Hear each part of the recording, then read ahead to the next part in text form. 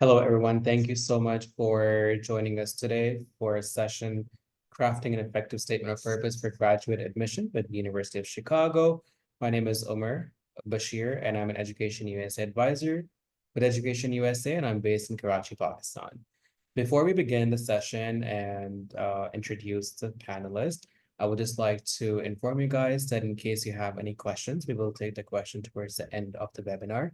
You please feel free to ask questions in the Q&A box, and we will address the question towards the end. Just to begin, I would like to introduce Education USA to you guys. Education USA in Pakistan is a part of the U.S. Department of State network of over 430 international student advising centers in more than 175 countries and territories. The network promotes U.S. higher education to students around the world by offering accurate, comprehensive, and current information about opportunities to study at accredited post-secondary institutions in the United States.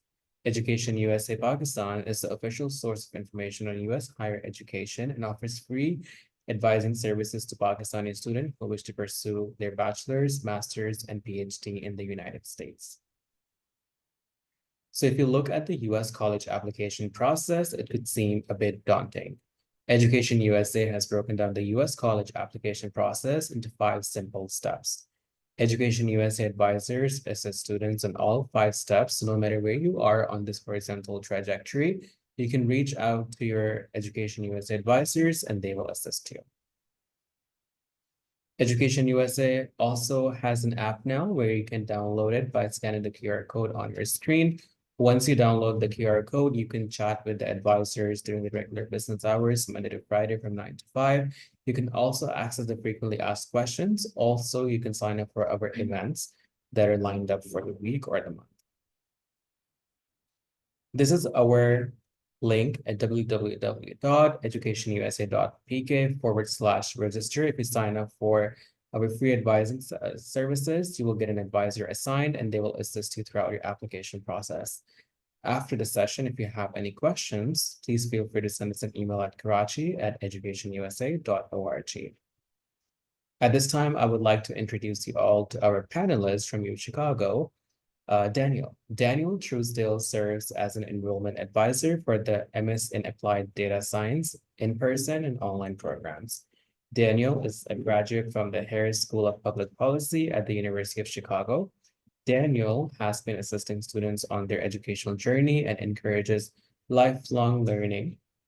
He has also completed machine learning and data engineering courses at the University of Chicago, which enables him to understand the university's commitment to data science. Welcome to the panel, Daniel. Great. Thank you so much. And thank you for the kind introduction. And no, I'm so happy to be with all of you. Good morning from Chicago, Illinois. And if you're in Pakistan, it's probably a good evening. But no, I'm really thankful for this opportunity to speak with all of you about data science at the University of Chicago. And please have the questions come in. I know we'll get to them at the end, but I will make sure to leave enough time for Q&A. I'll try not to ramble on too long. Okay, I'm going to go ahead.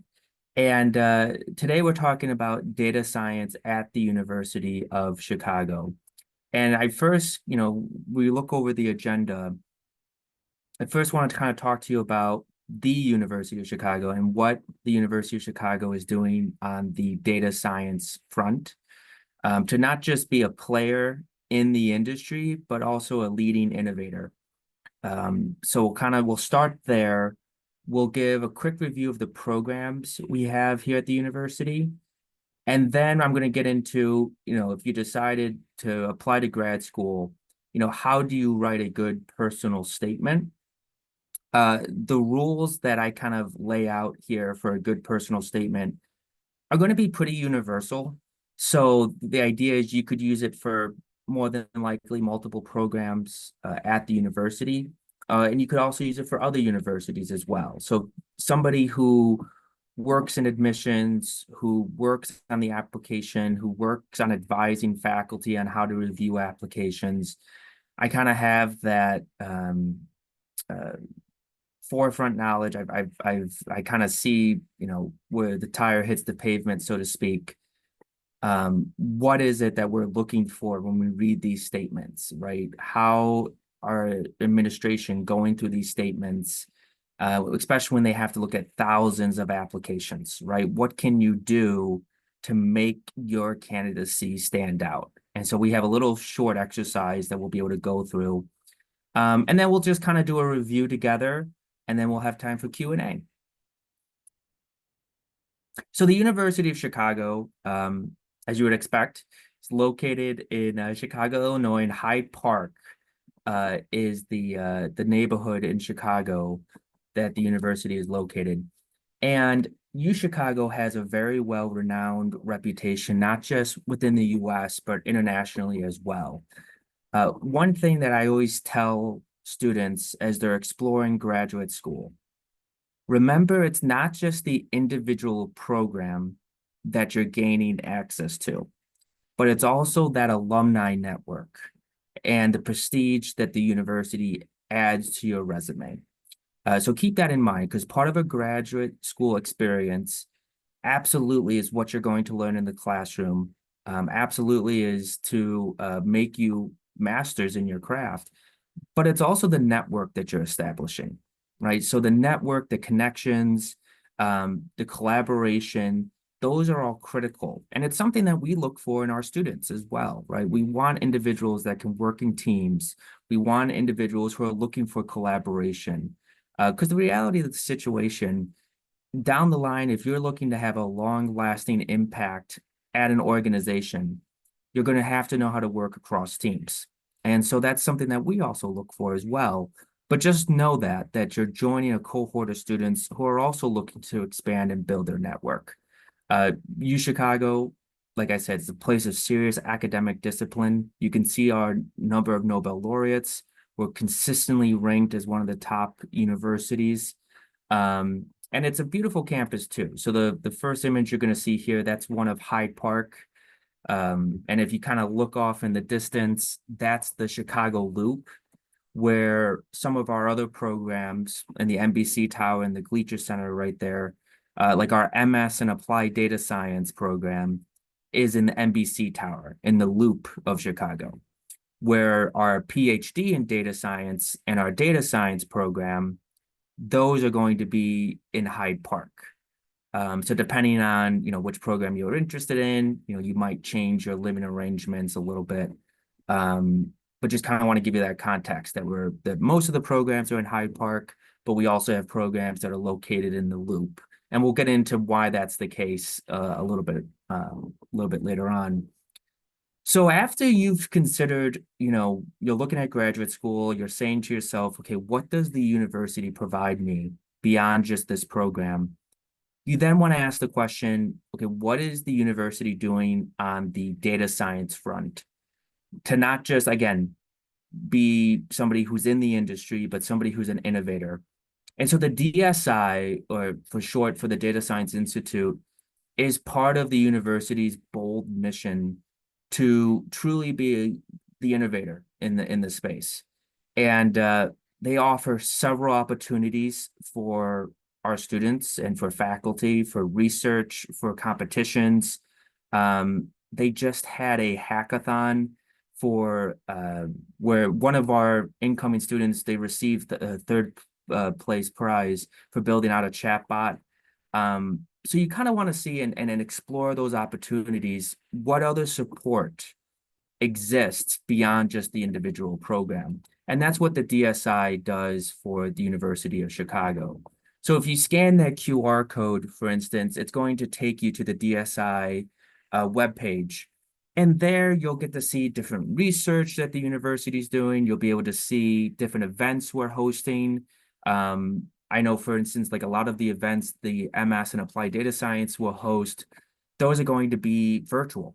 So you can join from anywhere in the world. And it's not just, sessions about, applying to graduate school, right? We have the data science seminar series, which is where our faculty, think of it kind of like a podcast. Our faculty will talk about areas of data science that are of interest to them. last year it was funny, we had 2 sessions in a row talk about generative AI, because that was the hot commodity at the time. But then one of our professors, Professor Ali, was saying, well, you don't really have generative AI unless you have good data engineering. So I know it's not not what everybody wants to talk about. It's not the hot topic, but the reality is that's like 80% of the work. And so he then did a session about, okay, how do you have truly good data engineering? So it's events like that, just a chance to talk and get more engaged with the content of data science, both from the front end of data engineering, data architecture, all the way to the back end, right? Data modeling, forecasting, prediction, what you might, traditionally see as data science work. So I highly recommend you check out the DSI. And this is just to show the leadership behind the Data Science Institute.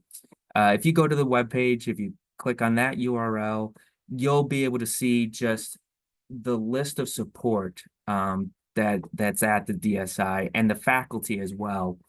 One of the things that I always like to point out about our faculty at DSI, we have a nice blend of academic, individuals who have spent their years in academia, published, very well respected.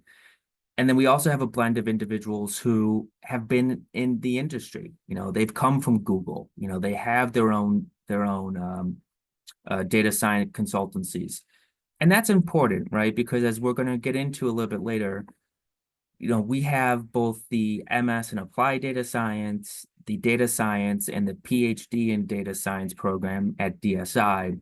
And each one is meant to kind of serve a different population, but we'll get into that a little bit later. But I highly recommend you check out the leadership team. You kind of see what their credentials are. You look at the faculty for the different programs. And just keep that in mind too, as well, that you're going to be studying alongside these professors. You're especially if you're doing a PhD, right? You're going to want to be able to call out and say, "Hey, I really want to do, research with Professor Uminsky, right? I want to focus on it could be natural language processing or whatever it is, right? You want to be able to specifically call out, and we'll kind of get into that with the candidate statement. So with the DSI, think of it as 3 main pillars: education, research, and outreach. So on the next slide, I'm really going to focus on the education piece, right? So that's where our master's in data science, our MS in applied data science, our PhD in data science, that's where it lives. But just know there's other aspects of the DSI that I'm not going to be able to touch on today: research, and then corporate partnerships, outreach. So there's a lot to explore, but we're just going to focus on the educational piece.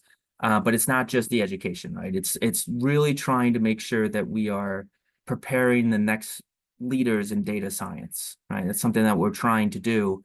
And so obviously education is a big component of that. But there's other components as well. There's the research and the outreach component too. So as I kind of alluded to, DSI, you have 3 programs: the MS in applied data science, the MS in data science, and the PhD in data science.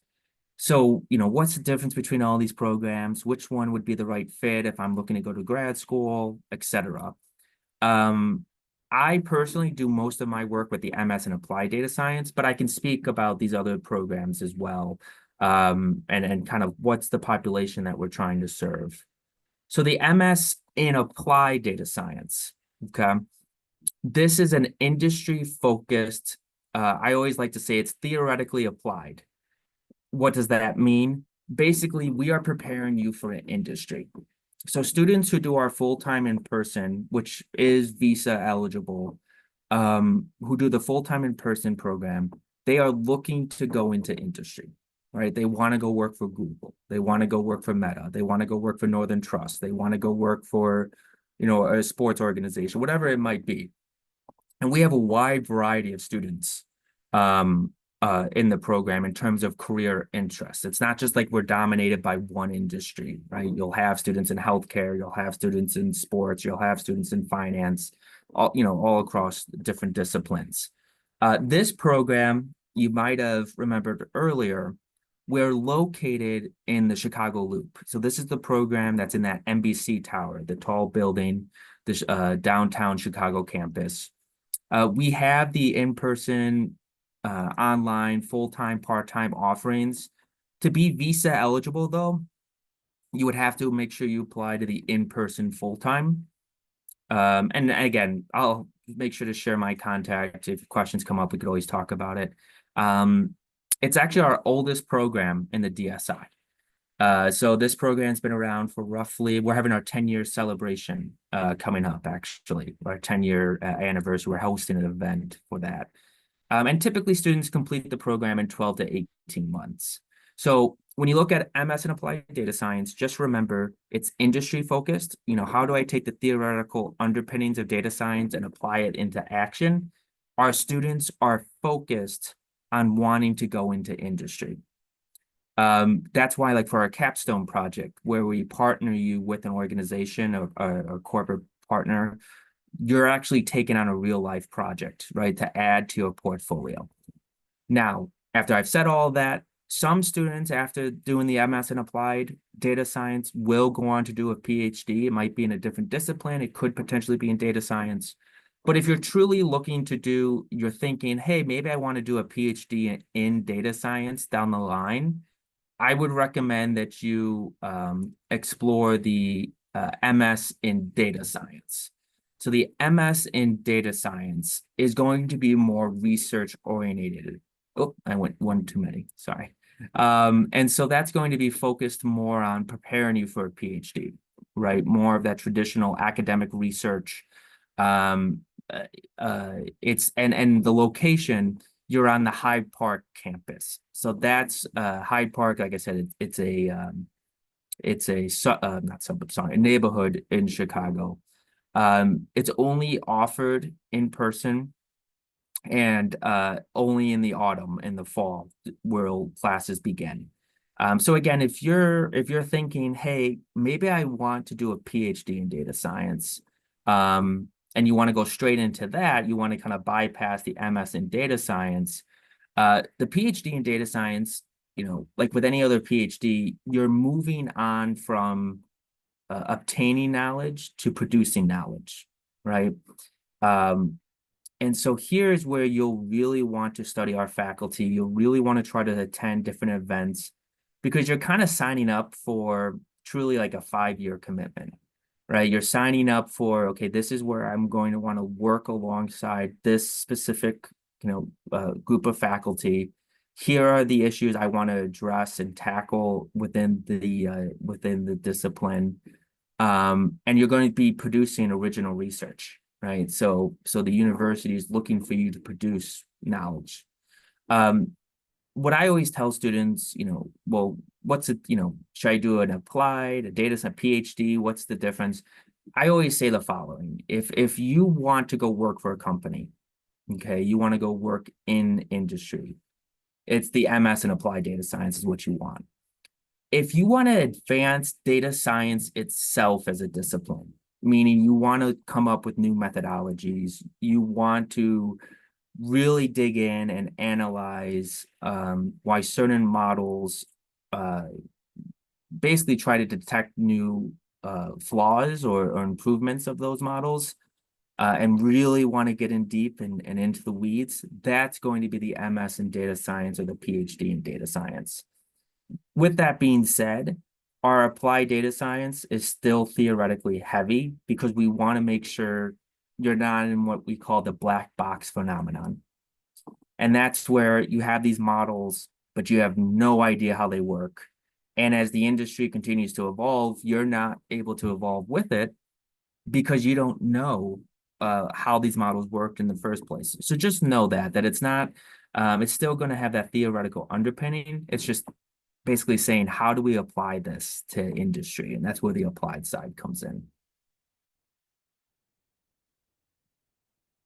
And just trying to click through, sorry. Great, so now I want to talk to you all about crafting a personal statement. And let me make sure that this isn't because I have two statements here. Okay. So I'm going to give everybody a chance to read this statement. And if you can, in the chat, I think you have access to chat, just kind of write out your general thoughts about, and again, this is just part of somebody's, personal statement. It's not the whole thing, but just if you could just write out some things in the chat and say what you think about this. I'll give you all a minute or two. And it could just be, hey, this is really good, or oh, I don't like the way this reads, or etc. So go ahead and I'll wait in the chat to see some of those come in. So the chat feature is disabled, so they can still use Ah, the Q&A feature to share their thoughts. okay. Yeah, so okay, let's put it in the Q&A then. My mistake. So Q&A, just kind of go ahead and just like I said, just a couple words. It's very generalized, okay? Thank you, Ellen. Let's see. Let's get a couple more before I move on to the next one. Let's see. It sounds vague somehow. Okay. Let's see what else we got. Um, AI generated vague as it looks too generic. It's really generic. Getting text, okay. It needs specific details. Okay. Now, what do we think about? Okay. So I'm detecting a trend. Uh-huh. Nothing mentioned about the school program. Okay. So now I'm going to share another candidate statement. And again, to be fair, this is just part, right? This is just part of the statement, right? It's not the whole thing. But same thing, read over this, and tell me what you're thinking about the statement. Um, let's see, we got some more. No paragraphing, sound generic. Okay. Okay. Yeah. Okay. Strong start. Okay. Goes into why so better. Okay. Okay. So the general trend was, these are okay. Generic though, doesn't really tell me a lot. Some of you have a really good eye. So both of those statements were written by AI. And so I saw some of you kind of called that out and said, this is giving me Chat GPT vibes. You would be surprised how many statements we get. I don't want to say that they're completely written by AI, but you could tell the student probably started using AI to write it. And so we're going to kind of unpack one of these together, and I'll kind of go into, how do you make a strong candidate statement?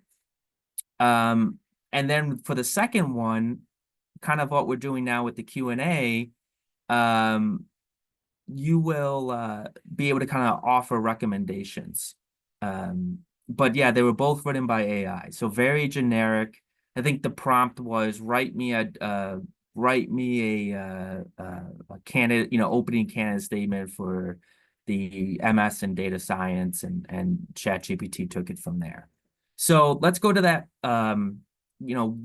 What should I be thinking about to write a strong personal statement? Ask yourself the following questions as you get done with your statement. Usually it's about a page and a half. Ask yourself the following questions. Could a AI have written this? Okay. So what makes candidate statements stand out? And we do read all the candidate statements. And like I said, we're reading through thousands of them. What makes them stand out is the level of detail and being tangible and being very specific. Telling your story. Like I said, when we're admitting students, it's not just the technical skills that we're looking for. And don't get me wrong, your ability to code using R, Python, your understanding of statistical concepts, that's you need that, right? That's kind of the foundation. But what makes you an outstanding candidate is when we see you not just as somebody who has technical capabilities, but somebody who can be a great alumni, a great cohort member, a great team member, effectively.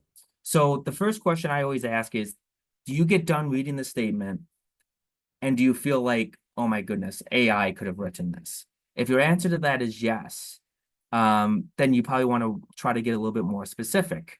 Make sure to tell your story.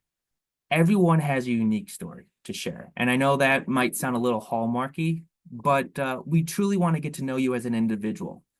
What is it that you're passionate about? Why data science? How are you hoping for your career to develop? What unique perspectives do you bring to the program? This stuff matters. Why does it matter? Because we want to make sure our students are studying alongside a cohort of individuals who have unique perspectives so that we can expand our knowledge base, right? If everyone's more or less kind of thinking the same way or come from the same background, it can be a little difficult to expand our perception of potential issues. So make sure to tell your story. And we'll kind of go into ways you can do that. Show that you have knowledge of the program. Okay, that's really important. We recognize, if you're applying to our program, you're probably applying to the other top data science programs. We're not naive, right? You want to be able to say, why do you want to study at the University of Chicago? And the more that you're able to do that, more likely, all else equal, obviously, that we're going to admit you because we want students who want to be a part of this program, right? That's what we're trying to do. We're trying to craft through, okay, who's eligible? And now we have a limited set of seats. Who really wants to be a part of this program? There's different events we host, the data science seminar series, the Ask a Student series. There's other DSI events. Attending those events and calling that out in your candidate statement or personal statement, that's really important because it shows that you've invested time in getting to learn our program. This wasn't a last minute, oh gosh, I got to apply for a data science or a PhD in data science. Let me just throw something together. It shows that you've taken the time. And that's important to us, just like if you're applying for a job with an employer, it shows that you've invested the time. So, you're less likely to melt, essentially, right? Because you've come to the conclusion that this is the right program for you. Especially if you're applying to the PhD, you're absolutely going to want to call out specific faculty and say, hey, here's what I'm looking to explore in the PhD program. I would love to work with Professor Nikolai, or I want to tackle this specific issue that was addressed at the following, data science conference or whatever it might be. Make sure to call that out, especially for the PhD program. Because again, for the PhD program, and again, it's much smaller, right? The PhD, we typically sit somewhere between 8 to 10 students. The MS and applied data science, for instance, for the full-time in person, we're sitting 180 to 200 students per start. For the PhD, you're really going to want to dive into what is it that you're hoping to explore and call out those faculty members. I always tell students too, not only is it important for your candidate statement and your personal statement, but it's also important for you. Have I outlined my ROI? In other words, have I clearly outlined what it is I hope to receive from this degree? So if it's the MS in applied data science or the data science or the PhD in data science, listen, grad school, it's a lot of time. It's a lot of money. The MS in applied, it's a 1.5 year program. The PhD, you're kind of signing up for a 5-year commitment. You want to know as much as possible, okay, am I going into the right next step for my career? Now, I'm a big believer that you can never 100% know anything. So I always say we want you to be 95% confident that this is the right next step. And so part of that is just the research component. And that's why I'm here, my colleague Ken, who works on the data science and the PhD program. We have support here at the university to help you explore. I always tell prospective students, my job is to get you as much, and obviously to make sure you understand the data, but to get you basically as much data as possible so that you can process it, and then you can decide, is this the right, program for me? And so you want to call that out in the candidate statement, right? Because we don't want to admit somebody who, this isn't really what they're looking for, and it's not really going to help their career the way they think it is. Or, I think they'd be better off maybe going an MBA route. It doesn't sound like they want to get as technical for a data science program. And believe me, that's a good thing, right? To save yourself from going into a program that's really just not the right fit for you, or what you're looking for to do. But make sure you call that out in the statement of purpose. And then finally, make sure you follow the prompt. We purposely will change our prompts for a couple reasons.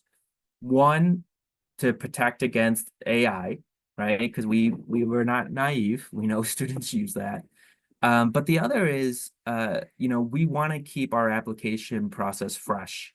We don't want our faculty, because again, we review all of the materials. We don't want, the faculty to be thinking, oh gosh, I really am getting to the point where I can't distinguish competitive statements anymore. So the prompts do matter. And so make sure to follow the prompt. So let's look at the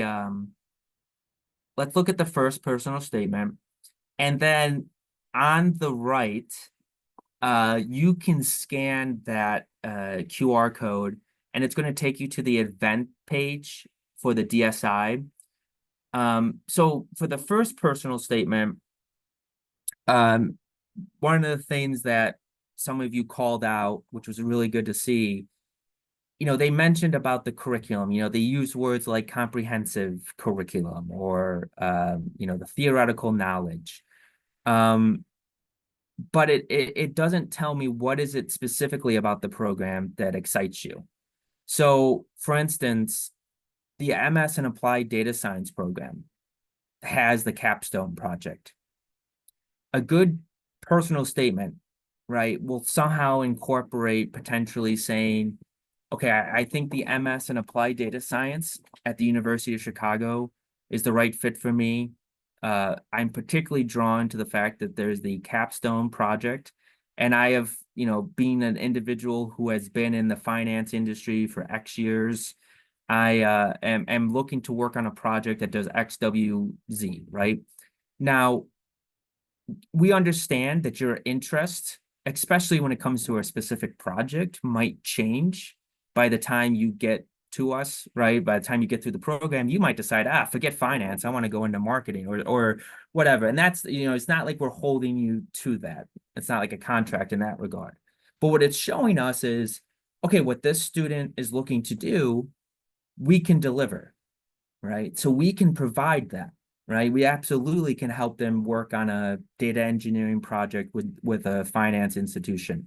We absolutely can deliver on a forecasting model of recidivism for healthcare, whatever it might be, right? Or a project like.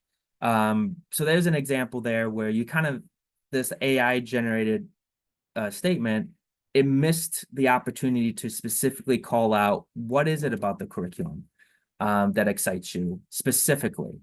The second part, and this is again very true for the PhD, it says I'm enthusiastic about the opportunity to work with the distinguished faculty, but it would be best served to call out specific faculty, and not just to call out the specific faculty, because we get that all the time, but to specifically call out what it is about their research or what they have done in the industry that excites you and how that meshes with your interest, right? So it's all about making the case to say, especially if you're looking at the PhD program, to say, I'm particularly interested in studying, NLPs with Dan Nicolai because Dan has done W, X, Z, and T. Here's what I think about that process and that strategy, right? I'm giving specifics.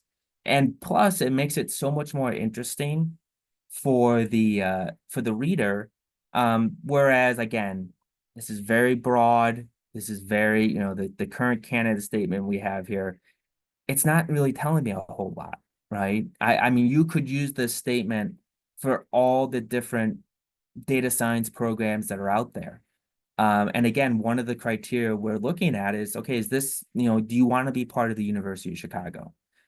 Because again, when you get somebody who wants to be part of your university, they're much more excited, they're much more engaged, they're taking advantage of different student resources, they're taking advantage of different student clubs, and that just leads to an overall better educational experience.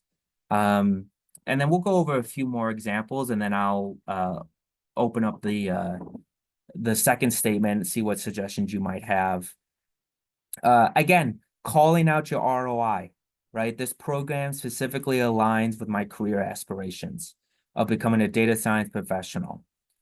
Okay, career aspirations. Do you mean you currently work in the data science industry and you want to grow from an associate data scientist to a senior data scientist? Are you trying to pivot from data architecture, data engineering, more to forecasting modeling? Are you a complete career changer? We do have students who they went into marketing. They went into, we've had students who've gone into like law and they figured out, okay, this is not what I want to do. I need to make a pivot. But hey, I'm going to use my law background to help me pivot into document processing for the legal profession. And I want to go work for a data organization that assists in that regard. That's another way that you can kind of make the case that the program's the right fit for you. And again, this is going to be generally true for different programs as well. But just being very specific, I think tangibility is the big thing. When it comes to specific skills, so at the end of the statement, the person's kind of calling out and saying, hey, I have expertise and hands-on experience. That's too broad. Saying that, hey, I've used R or Python, we're going to see that on your resume. And more or less, we're going to probably assume, right, that you've used R or Python. When you want to call out specific skills, I've always found it's best to say it in the context of a project you've worked on, right? And when you're calling out specific skills, it's perfectly acceptable to say, hey, this is an area that I'm lacking a little bit. This is why I think this program could help me, right? The reality of the situation, especially for the master's programs, if you knew everything already, you don't really need our program then. Now, the PhD, I would still point you to because then you're producing original research. But for our master's programs, we don't expect you to come to us, all shiny and polished. We understand that there's going to be opportunities for you to grow. Common ones we see are individuals who they work as a consultant. They've taken some programming classes, some statistic courses, but they really don't know how these models work, right? They're truly lacking that expertise. But what do they bring? They bring the kind of the business acumen to the program. And so they kind of understand, especially let's say if they're looking at the applied data science program, they'll say, hey, I'm lacking the statistical understanding of these models.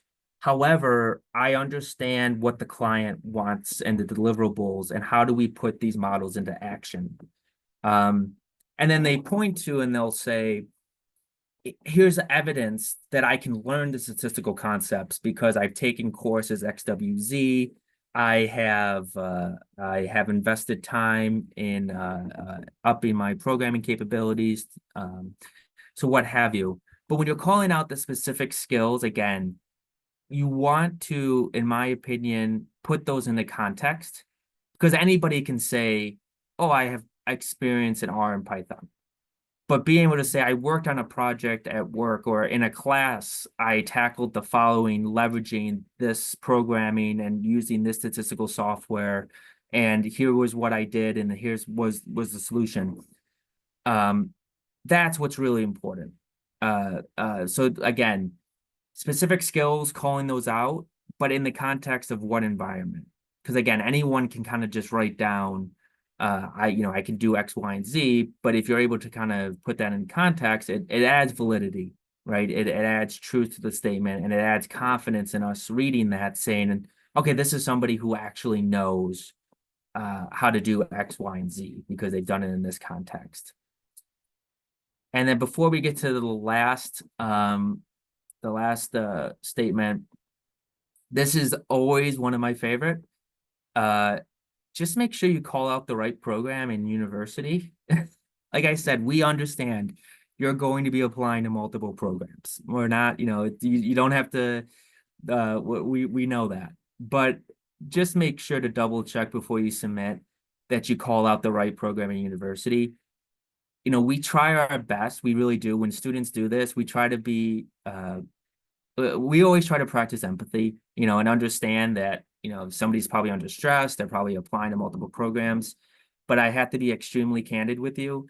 When we're reading a statement and it calls out the wrong program and university, that really deflates your application. It really does, because it just shows that you were kind of careless in putting it together, that you're just applying to programs under the sun, which again, I do not in any stretch of the imagination suggest that you do want to apply to multiple programs, because you don't know where you're going to get admitted. You don't know what the financial situation is going to look like. So I don't want to sound like I'm discouraging, like you can only apply to our program. That's not the case at all.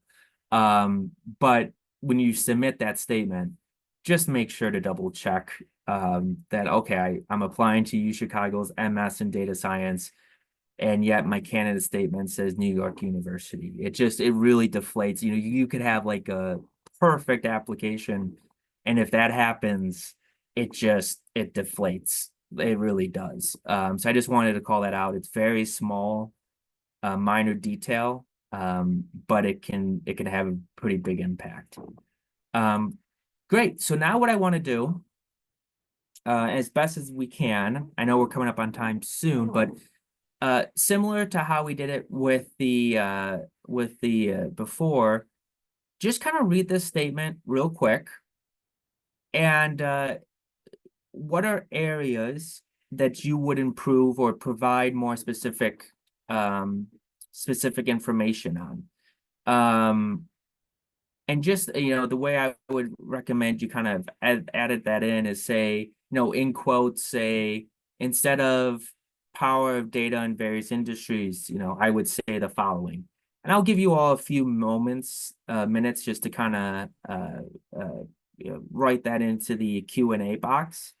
But similar to what we've done in the previous slide, previous slides, really look at this and say, okay, where are areas that I, potentially, even for yourself, right? You could think of, okay, if this was my candidate statement, how could I make this more tangible? How could I be more specific? Because that's always, again, a good exercise for students to have. So feel free to read over it. I'll give you a few moments, and then we'll move along and we'll have time for Q&A.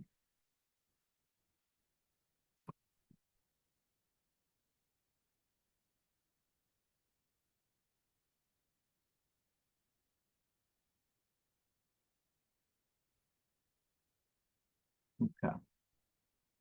And that, like I said, for the interest of time, feel free to just put it in the Q&A.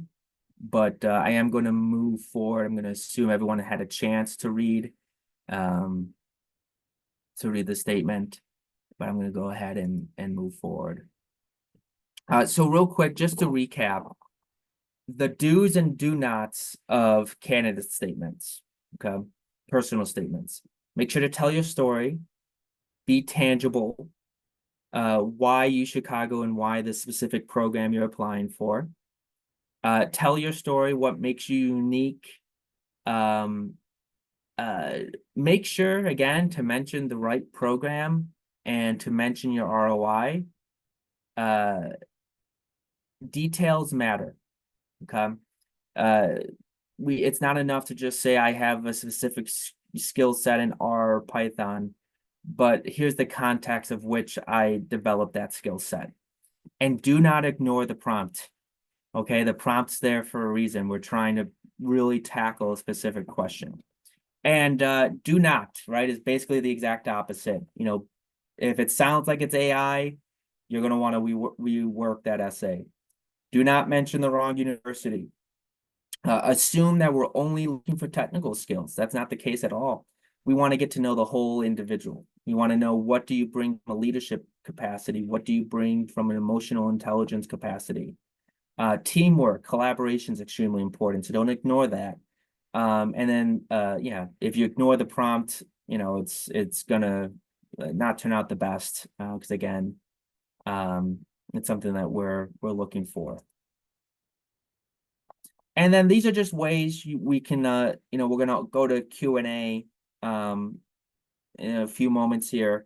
But we have a TikTok, Instagram, and the RFI page. So the application portal for both our PhD, the MS in data science, and the MS in applied data science, those open in September 2024.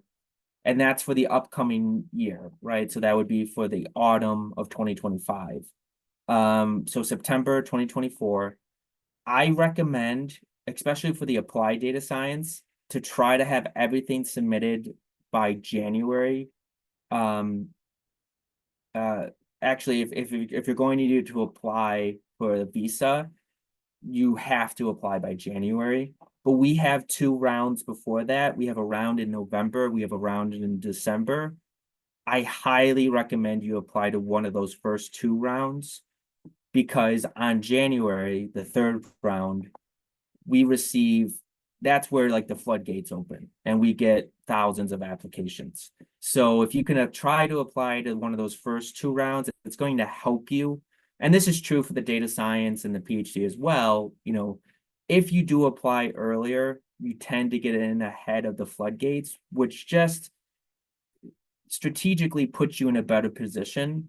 You know, it's kind of like if you're applying for a job, you would prefer to be the first or second, you know, candidate on somebody's desk, as opposed to the, you know, the 60th, right? Because by the 60th, all of them kind of feel like they maybe start to read together.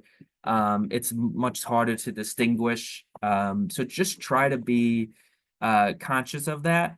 And again, continue to do your research. That's why if you scan the Instagram or the TikTok, you know, we'll post about upcoming events that we'll have. And if you fill out the RFI form, we'll make sure to send you emails about different DSI events. And again, those are important for your candidate statement because it's going to allow you to learn more about the program. And we'll have students say, hey, I attended the following data science seminar series with Professor Green, and I really enjoyed it. Here's what I gained from it. You know, we like seeing that, right? Because it's shown investment in the university already, even before you're a student. So things like that can really help your application. So with that, then I'm going to open it up for Q&A. And yeah, let's just leave the RFI. So I don't know how with Q&A, Omir, do you kind of tell me which questions to answer, or do I just kind of go down the list? You can actually go down the list if you prefer it that way, and you can see which ones you want to answer. Okay, perfect. Great. So the first question I see here is from Muhammad. Basically, the question is, okay, so there's a couple questions here. So, basically for the PhD versus the master's, I understand that, you know, because a PhD is fully funded, you know, it's kind of one of those things where if I can't get a scholarship, to the master's, does it make sense, you know, go the PhD, even if I'm more just interested purely in going to industry? What I will say about funding opportunities at the university, we do have the Data Science Institute scholarship. Typically, that amount is between $5,000 to $10,000. In addition to that, we do hire TAs for the program. And so being a TA is something you can even do after you complete the program. And so like for myself, when I did my master's, I was a TA while I was in the program, and I did a couple classes even after I graduated. And so that helped me to kind of offset the cost and justify it in my mind by saying, okay, yes, technically my tuition amount is whatever it was, 30 or 40K, but I'm also going to be TAing, and at the time I didn't know this, but I also TA'd classes while I was in the program. I think I got somewhere around $3,000 to $4,000 per class. And then if I TA'd 2 classes afterwards, that was a way that I could justify the cost. So I'm kind of trying to answer the question, Mohammed, but what I'm trying to get at is, if it's truly just the funding aspect, you really want to ask yourself, do you want to be producing original research? Because if the answer to that is no, and if you're not really looking to advance data science itself as a discipline, I don't know if the PhD is the right fit. Now, that might not be the case, but that would be my recommendation. Um,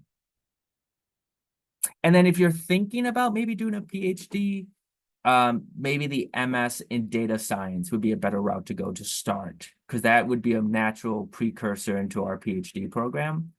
Um, so hopefully that helps. And again, if you have specific questions, we can, take it offline, but hopefully that helped a little bit. Can you elaborate on being tangible? So yeah, tangibility is be specific. You don't want somebody to get done reading your candidate statement and not be able to specifically point to what do they mean by they have data science skills, right? Anybody can say that. I can say I have data science skills. I do have some data science skills. But my data science skills are because I worked on a project in trying to predict student melt from respected programs. I was responsible for the data cleaning using Python. Within that, I then developed a logistic regression model analysis that was able to use the following variables in prediction that if a student was more or less likely to drop from a program, who were my, right? That is, okay, that's tangible. That's something that somebody could, in a way, physically hold, right? They could get their hands on a piece of paper and say, here's the research that they did on this, or here was a project they did at work. So be tangible, right? When you just say data science skill, I don't have anything other than the words to go off of, right? In a way, tangibility is the ability to indicate you have a skill set without calling out the skill set, right? So by showing examples, you're able to show that that you have that capability without calling out that skill set. How to mention teamwork. Mentoring our old work during bachelor's, how can I contribute during grad studies? Yeah, so when you mention teamwork, it can be group project work you did at your undergrad university. It can be on the professional job site. It can be at an internship. But effectively, you just want to say, show the ability to work well with others. I think is important because again, collaborations is entirely extremely important for an educational context. Because again, if you just want to watch a video and understand concepts, then there's MOOC courses for those, there's YouTube videos. But to truly get the most out of your educational experience, you're going to want to learn from not just your professors, but your classmates, and vice versa. They're going to want to learn from you because you're going to bring unique perspectives. And so know that we're looking for that so that, if you're admitted into the program, we have done a certain level of filtering to kind of filter out those who they're not really interested in studying alongside other classmates. We're trying to filter those cases out because again, collaboration is so important to us. But yeah, teamwork. And again, you don't have to say, here's my teamwork capabilities, right? You can say, this was a project I worked on with a team. Here was a particular issue that came up, and here's how we addressed it. Giving an example is extremely important. Let's see, if I'm applying to a PhD in data science with a bachelor's. Okay. So for this question regarding the PhD in data science, this is a very specific question, which is great, right? This is perfect because you're truly asking, okay, what do I, what is my candidacy kind of missing? I'm going to give a little bit of a roundabout answer, which is if you could fill out the RFI and indicate you're interested in the PhD, and then you'll be getting emails from Ken. You'll want to talk to Ken about this because he's more involved in the application process in terms of reviews, application reviews for the PhD. So he'll be able to give you specific context. And talking with Ken is great, right? Because you're gaining more information and data about the program. So I would recommend you fill out the RFI. Can you explain more about prompt?